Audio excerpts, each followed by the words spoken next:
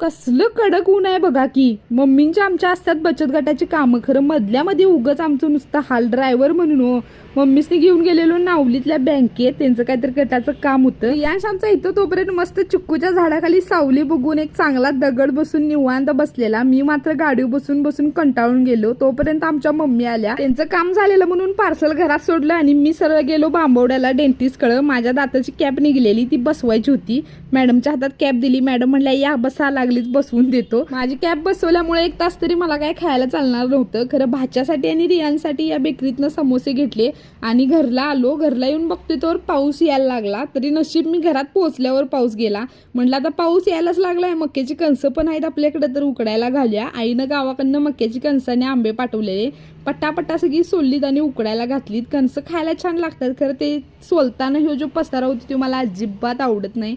उकडून झाल्यावर मस्त गरम गरम खाल्ली.